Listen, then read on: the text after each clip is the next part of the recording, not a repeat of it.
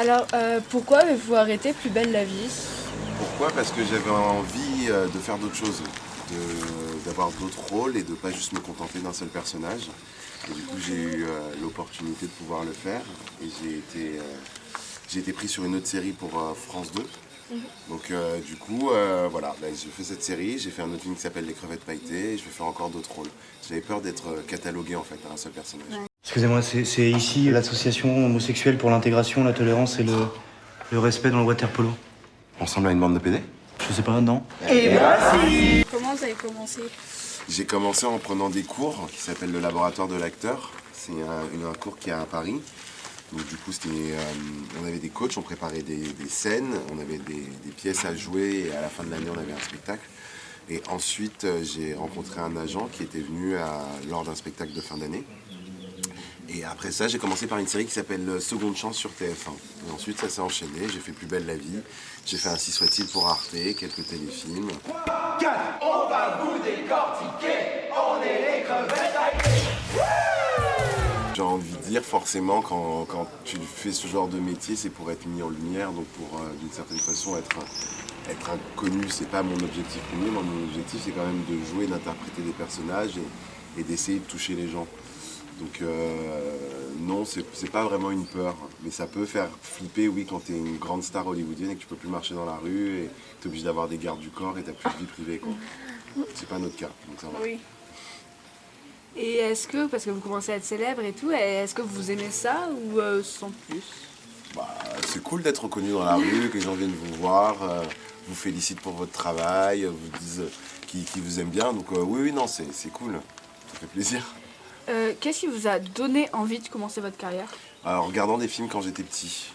Par exemple, il y a un film que j'adorais quand j'étais petit, c'était Indiana Jones. Donc, je voulais faire le même métier qu'Indiana Jones.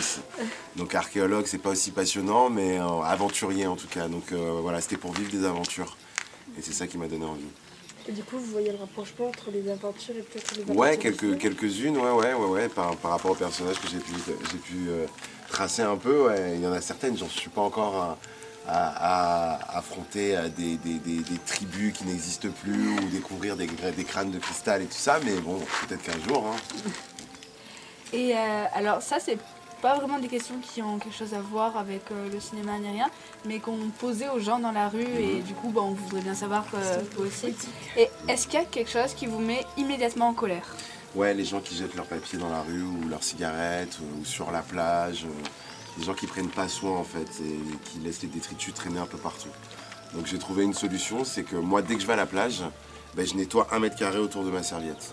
Comme ça au moins je sais que mon coin il est propre. Et si tout le monde faisait ça, on aurait des plages propres. Et de temps en temps ça m'arrive aussi quand je vois la mer qui est dégueu, des morceaux de plastique qui traînent comme ça, je prends un sac poubelle et je nettoie. Et avec mes potes, on le fait, on est 2-3 et puis au final après il y a 5, 6, 7 personnes qui viennent et qui nous aident et qui aident à nettoyer la plage. Et au moins les gens ils arrivent à en prendre conscience. Qu'est-ce qui m'a heureux? Qu'est-ce qui me rend heureux? Voir les gens sourire.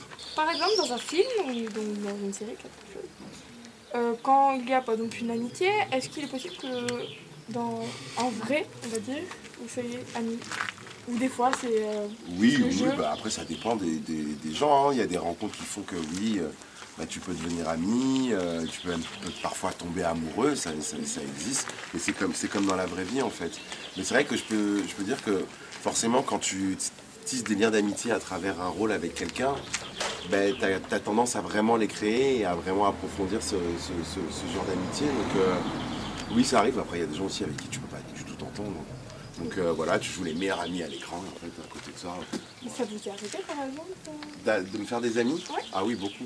Oui, beaucoup. Plus d'amis que d'ennemis, ça c'est sûr. Et comment vous arrivez à gérer le stress? Par exemple, vous stressez? Bien sûr.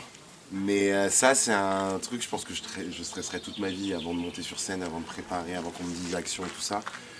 Il n'y a pas... La gestion, oui, c'est d'essayer de se détendre et de respirer, mais il n'y a pas vraiment, pour moi, de contrôle. C'est une fois que tu es lancé, après ça disparaît. C'est quoi les Gay Games? C'est comme les JO, en moins chiant, avec que des beaux mecs. Le personnage, il est là, la scène, elle est là, on doit la tourner, on la joue et puis c'est tout. Si c'est pas bien, on recommencera. C'est ça qui est la chance aussi avec le cinéma, c'est que c'est pas obligé d'être bien tout de suite. Et au contraire, tu peux prendre le temps justement de pouvoir installer les choses. Mais du stress, oui, j'en aurai toujours, ouais, je pense. C'est quoi la meilleure façon de faire un pressing? Fred? Le nettoyage à sec.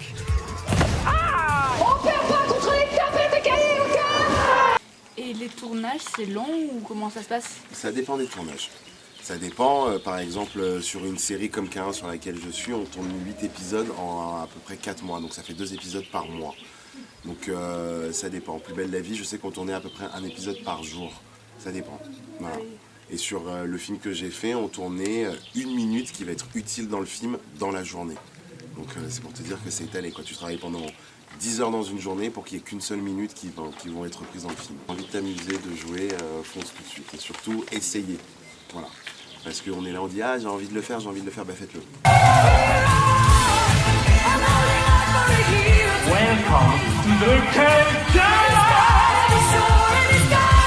Quand je pense qu'il y en a qui n'ont pas la chance d'être pédés.